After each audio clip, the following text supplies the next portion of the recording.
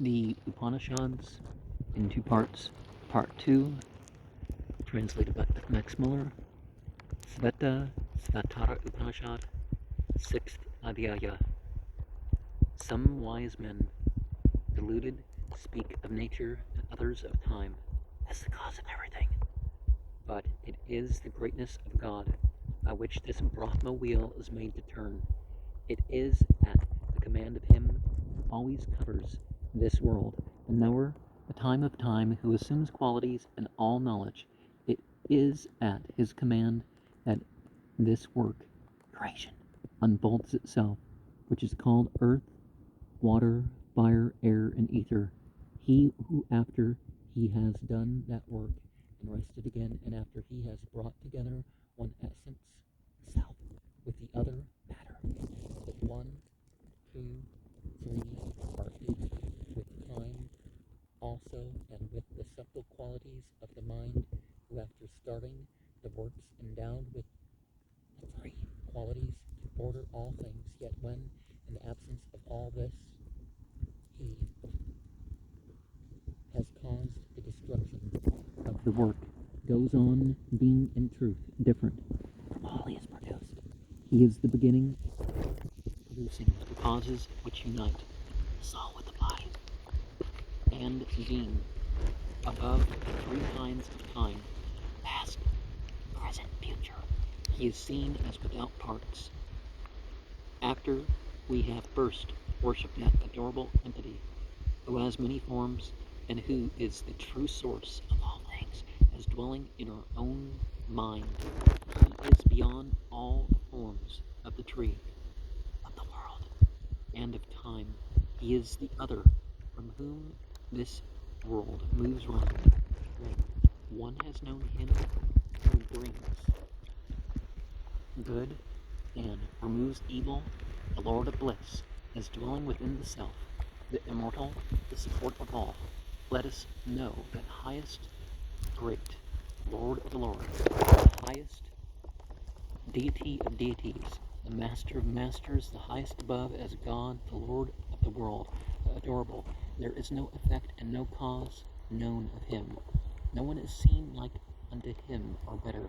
His high power is revealed as manifold, as inherent, acting as force and knowledge. There is no master of His in the world, no ruler of His, not even a sign of Him. He is the cause, the Lord of the lords of the organs, and there is of Him neither parent nor lord, that only God, who spontaneously covered Himself like a spider with threads drawn from the first cause, grant us entrance into Brahman. He is the one God, hidden in all beings, all-pervading, the Self, within all beings, watching over all works, dwelling in all beings, the witness, the perceiver, the only one free from qualities. He is the one ruler of many who seem to act but really do not act. He makes the one seed manifold, the wise who perceive Him within their self. To them belongs eternal happiness, not to others. He is the eternal among eternals, the thinker among thinkers, who, though one, fulfills the desires of many. He who has known that cause which is to be apprehended by the Sankhya, philosophy, and Yoga, religious discipline. He is freed from all fetters. The sun does not shine there, nor the moon and the stars, nor these lightnings, and much less this fire. When He shines, everything shines after Him. By His light, all this is lightened. He is the one bird in the midst of the world. He is also like the fire of the sun that has set in the ocean. A man who knows Him truly passes over death. There is no other path to go. He makes all, He knows all, the self-cause, the knower, the time of time, destroyer of time, who assumes qualities and knows everything, the master of nature and of man, the Lord of the 3 qualities, Guna, the cause of the bondage, the existence and the liberation of the world. He who has become that, He is the immortal, remaining the Lord, the knower, the ever-present guardian of this world, who rules this world forever, for no one else is able to rule it. Seeking for freedom, I go for refuge to that God, who is the light of His own thoughts. He who first creates Brahman and delivers the Vedas to him, who is without parts, without actions, tranquil, without fault, without taint, the highest bridge to immortality, like a fire that has consumed its fuel. Only when men shall roll up the sky like a hide will there be an end of misery, unless God has first been known. Through the power of his penance and through the grace of God has the wise Svetasvatara truly proclaimed Brahman, the highest in holiness, to the best of ascetics, as approved by the company of rishis. This highest mystery in the Vedanta, delivered in a former age, should not be given to one whose passions have not been subdued, nor to one who is not a son, or who is not a pupil. If these truths have been told to a high-minded man who feels the highest devotion for God and for his Guru as for God, then they will shine forth, indeed. And like we said in the previous adhyaya of this, in peace. So you end up in peace, which Islama, peace and wholeness, this is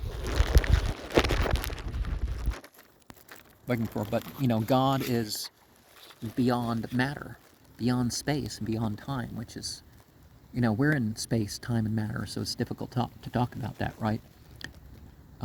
This was a 23 verse, but on verse 22, Kutikaka, living in a hut or in a desolate place, and wearing a red ochre-colored garment, carrying a three-knotted bamboo rod, and wearing the hair in the center of the crown of the head, having the sacred thread, and devoting one's self to the contemplation of Parabrahma, Bahudaka, one who lives quite apart from his family and the world, maintains himself on alms collected at 7 houses, and wears the same kind of reddish garment.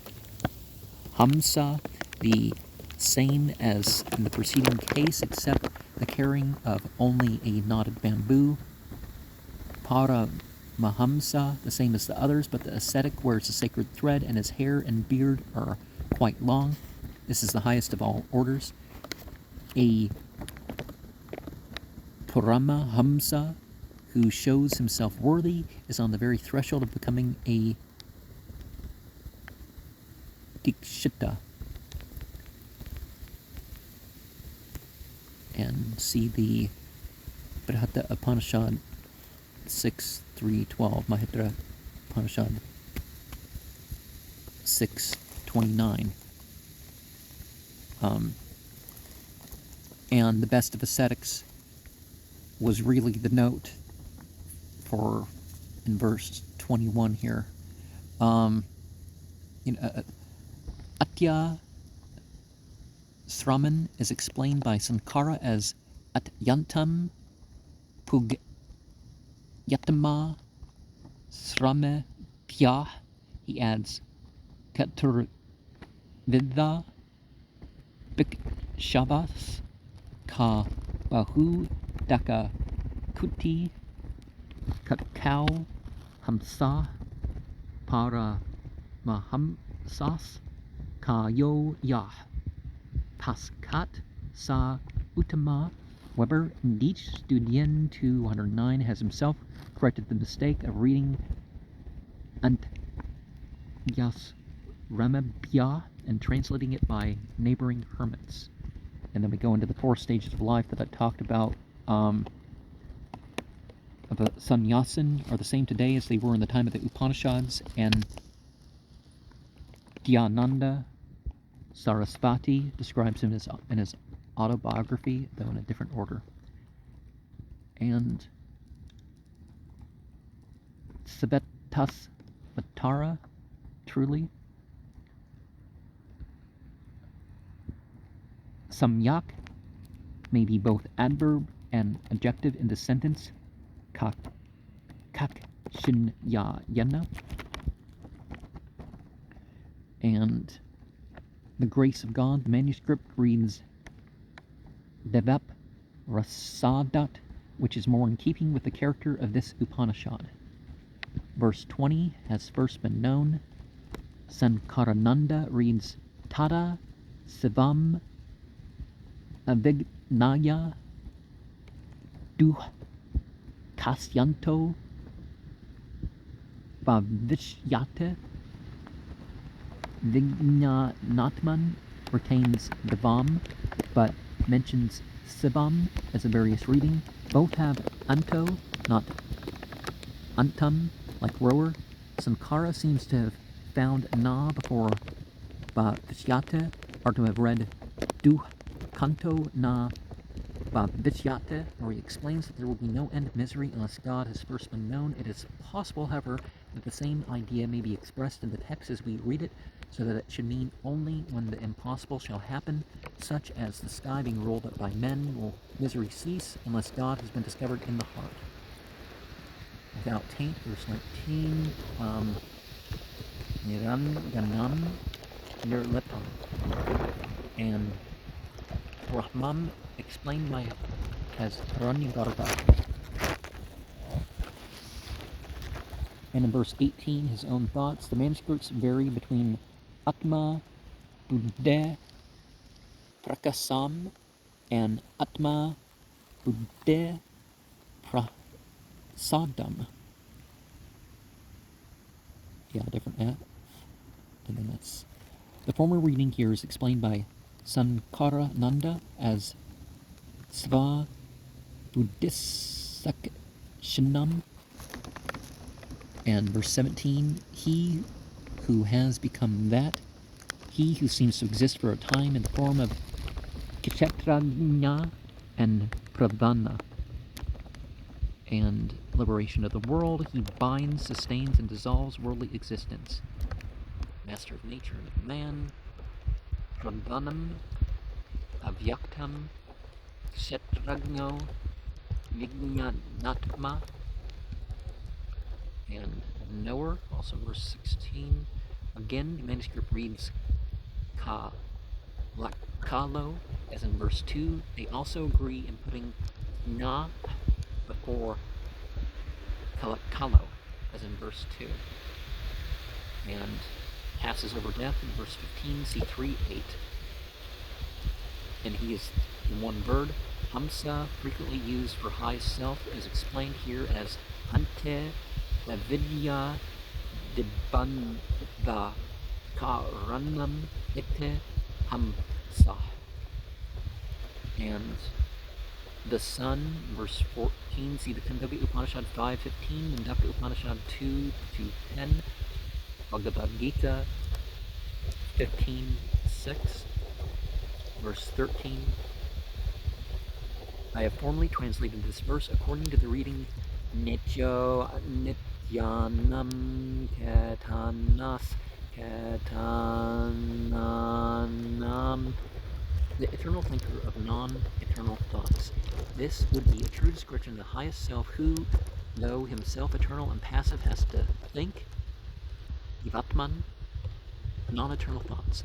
I took the first Ketana in the sense of Keta, in the second sense of Ketanam. The commentators have taken different, and it may be from their point a more correct view.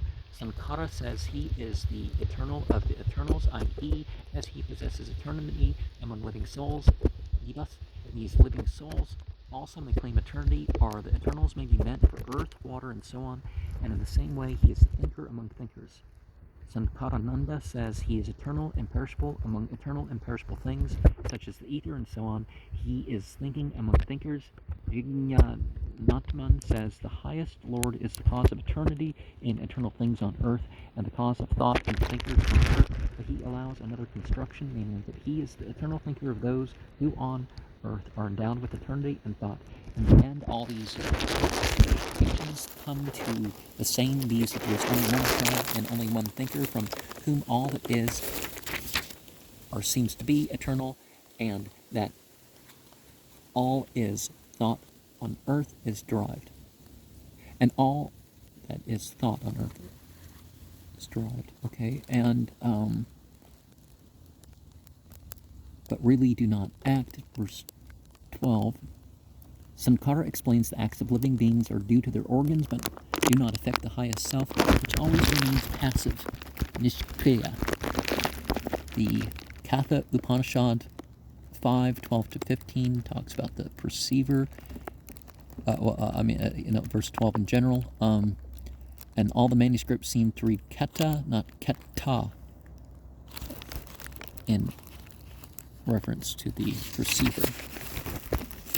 Verse 10, grant us entrance into Brahman, conscious entrance, of course, besides Brahma Pyayam, i.e. Brahmana Apyayam, Eki Bhavam. Another reading is Brahma Yayam, i.e. Brahma Kavyayam Ka. And the Lord of the Lords of the Organs, verse 9, Karana, instrument, is explained as organ of sense. The lords of such organs would be all living beings, and their Lord, the true Lord. And not even a sign of him. If he could be inferred from a sign, there would be no necessity for the Veda to reveal him. And the great Lord of Lords, verse 7, Sankara thinks that the lords are Svetasvatara and so on, the deities, Indra and so on, the masters, the Pragapatis. Natman explains the lords as Brahman, Vishnu, Rudra, and so on, the deities as Indra and so on, the masters as Hiranyagarbha and so on. Sankarananda sees in the lords Hiranyagarbha and so on, in the deities Agni and so on, in the masters the Pragapatis such as Kasyapa. And in verse 6, when one has known him who brings good and removes evil, the Lord of bliss, it seems possible to translate this verse in analogy with the former and without supplying the verb either from yate in verse 4 or from vidama in verse 7. The poet seems to have said he is seen as that when one has worshipped him or when one has known him within the self. And all forms of the tree, explained as Samsa Rab Vriksha, the world tree, is described in the Katha Upanishad 6:1. And verse 5, as seen without parts, Vigna Matman and Sankarananda read Akalo Appe without parts, and Sankara too presupposes that reading, though the text is corrupt in Rower's edition. A monster note here that extends all the way from verse 4. Being in truth. These two verses are again extremely obscure, and the explanations of the commentators throw little light on the real original meaning. To begin with, Sankara, it seems the subject to be the same as he at whose command this work unfolds itself and explains Tatvasya, Tatvena, Sametya Yogam by Atmano, Bunyadina Yogam, Samgamaya as the 8 Tattvas. He gives earth, water, fire, air, ether, mind, thought, personality, while the Atmagunas are, according to him, the affections of the mind, love, anger, and so on. In the second verse, however, Sankara seems to assume a different subject. If a man, he says, having done works, infected by qualities, should transfer them on Isvara, the Lord, there would be destruction of the works with the self. Something is left out, but that this is Sankara's idea appears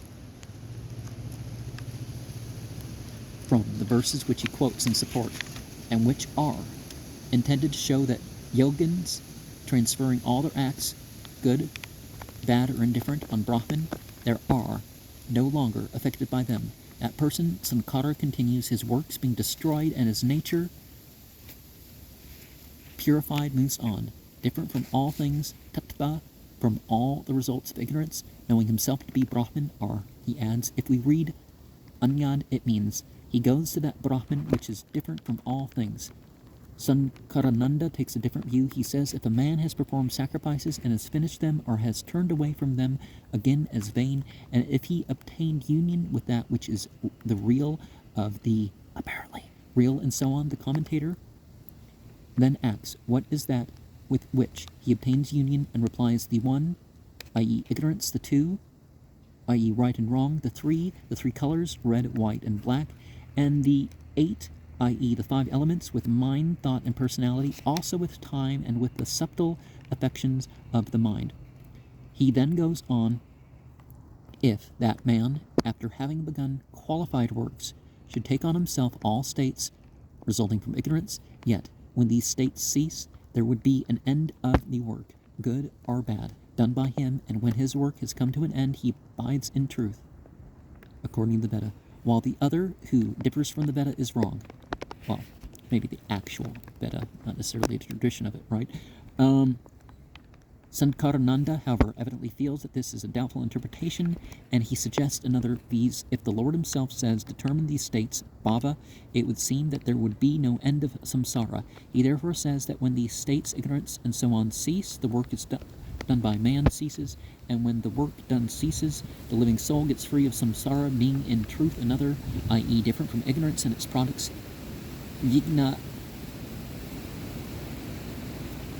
Natman says, if a man, having done work, turns away from it and obtains union of one tattva, tattvam or self, with the real tattva or tat or the Lord, and how by means of the one, i.e. the teaching of the Guru, the two, i.e. the love of the Guru and of the Lord, the three, i.e. hearing, remembering, and meditating, the 8, restraint, penance, postures, regulation of the breath, abstraction, devotion, contemplation, and meditation, the Yoga Sutras 229, by time, i.e. the right time for work, by the qualities of the self, i.e. pity, and so on, by the subtle ones, i.e. the good dispositions for knowledge, then we must supply, he becomes free. And this he explains more fully in the next verse. If, after having done qualified works, i.e. works to please the Lord, a yate discards all things and recognizes the phenomenal character of all states and traces them back to their real source in Muller Prakriti, and in the end, in the Sakadananda, he becomes free. If they, the states, cease, i.e. are known in the real source, the work done ceases also in its effects, and when the work has been annihilated, he goes to freedom, being another in truth. Or, if we read Anyat, he goes to what is different from all these things, namely to the Lord, or he goes to a state of perfect lordship in truth, having discovered the highest truth, the oneness of the self with the highest self. I think that judging from the context, the subject is really the same in both verses, viz. The Lord as passing through the different states and at last knowing himself to be above them all, yet the other explanations may be defended, and if the subjects were taken to be different in each verse, some difficulties would disappear. And verse 4, who after starting Avruhya for Rabya, Sankarananda, and verse 3, instead of Vinavartya, Vigna Natman, and Sankarananda, read Vinavritya, who assumes qualities in all knowledge, are Sarvavidya. And also for the time of time, the destroyer of time, Vigna Natman reads Kalo and explains it by Kalasya Nayanta Upaharta. Sankarananda explains Kalah Sarvav Inna Sakari Tasyape Vinas Akara. See also verse 16. And 2, the cause of everything. See before 1-2. And Mueller's metrical translations, page 190.